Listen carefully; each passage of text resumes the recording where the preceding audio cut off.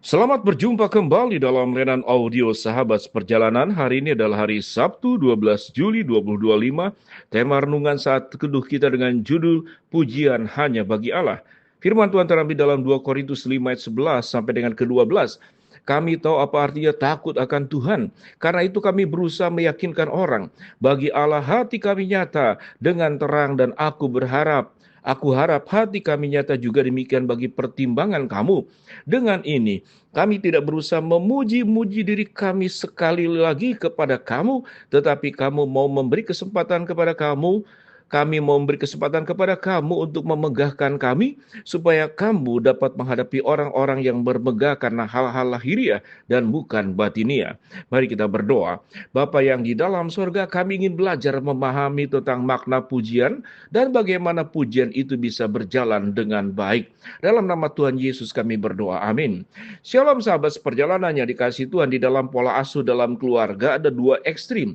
Ekstrim pertama adalah tatkala mengasuh anak-anak adalah dengan pendekatan yaitu hukuman dengan disiplin dan jarang sekali memuji, termasuk dalam suku saya pribadi yaitu suku Tionghoa yang sulit sekali untuk memuji. Bahkan kalau ada satu pepatah mengatakan kalau tidak ada kritikan berarti itu sudah pujian. Artinya kalau diam tidak mengoreksi itu sudah pujian, berarti kami sebagai anak baik-baik saja. Itu adalah pola asuh dalam komunitas bangsa dan suku tertentu. Tetapi di dalam negara-negara yang maju itu sangat menekankan sekali bahwa pujian, encouragement, validasi itu begitu penting menurut pertimbangan psikologi, sehingga pencapaian yang sedikit saja juga itu diberikan pujian karena berpikir bahwa dampak pujian itu akan memberikan bagaimana mampu menghargai diri sendiri dengan baik dan bagaimana timbul sebuah kepercayaan diri untuk pertumbuhan anak dan bagaimana memberikan kepercayaan kepada anak di dalam pertumbuhannya dan tumbuh kembangnya itu akan jadi baik. Ini adalah dua teori.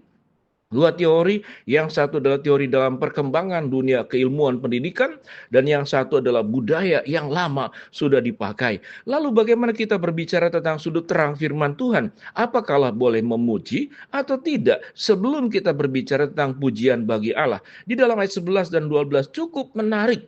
Rupanya pujian itu diperbolehkan kepada manusia. Mari kita lihat ayat 12. Dengan ini kami tidak berusaha memuji-muji diri kami sekali lagi kepada kamu, tetapi kami mau memberi kesempatan kepada kamu untuk memegahkan kami atau memuji kami, supaya kamu dapat menghadapi orang-orang yang bermegah karena hal-hal yang lahiriah dan bukan batinia. Rupanya ada sebuah, katakanlah, kategori, yaitu memuji karena hal-hal yang batinia.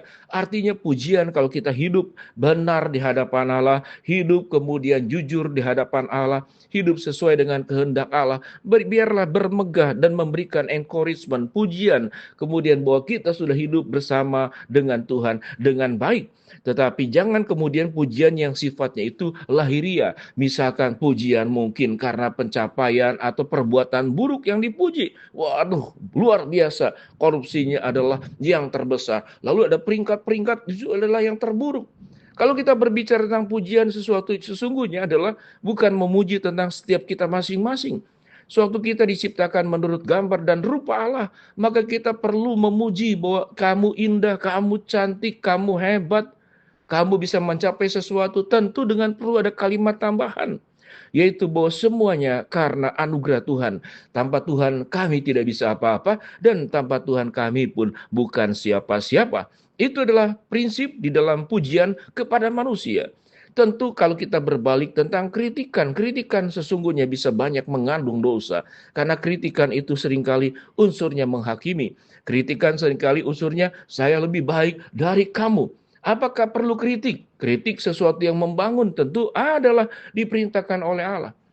Bahkan orang tua boleh memukul, memakai tongkat anak. Tentu ini menjadi sebuah perdebatan di zaman sekarang. Apakah cara itu diperbolehkan sementara ada banyak cara lain di dalam proses pendidikan? Sahabat seperjalanan, ayat yang 11 dikatakan, kami tahu apa artinya takut akan Tuhan.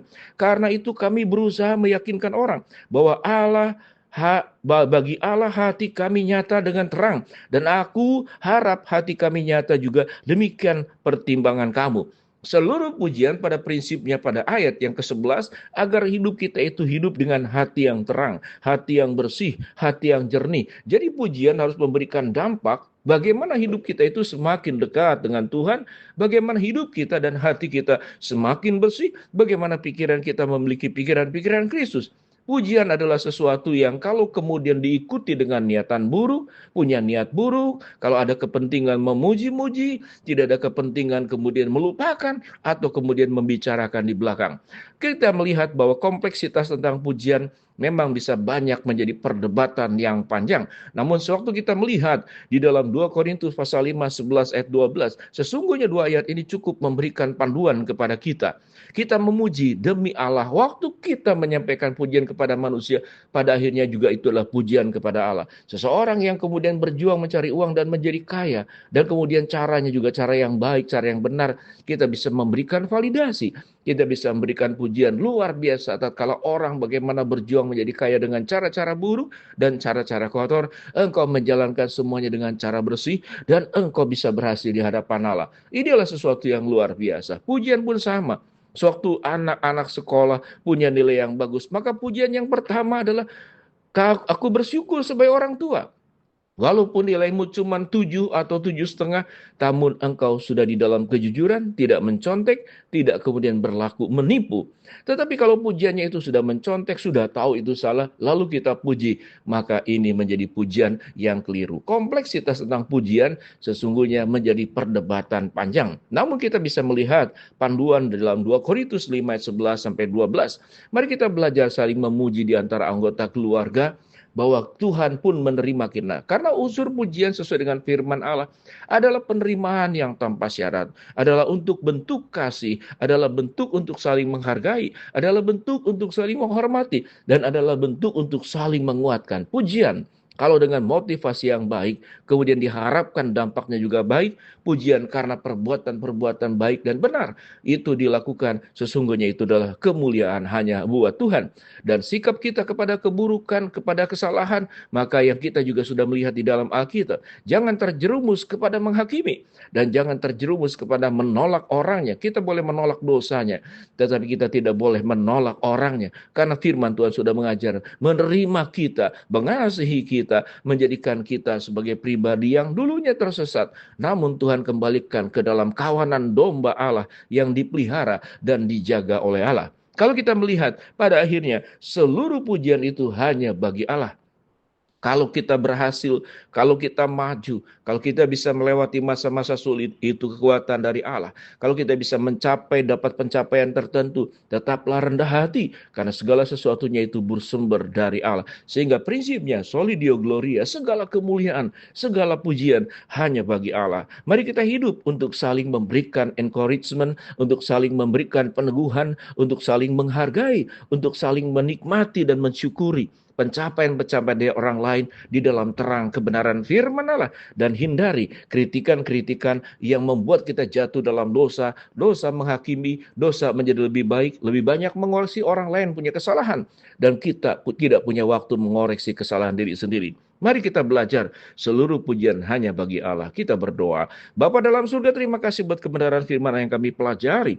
Hamba-Mu berdoa buat sahabat perjalanan yang sakit, Tuhan jamah sembuhkan. Sahabat perjalanan yang sedang menghadapi masalah, Tuhan bukakan jalan. Sahabat perjalanan yang sedang berdoa mengharapkan sesuatu, Tuhan kabulkan sesuai dengan waktu dan rencana Tuhan. Di dalam nama Tuhan Yesus kami berdoa. Amin.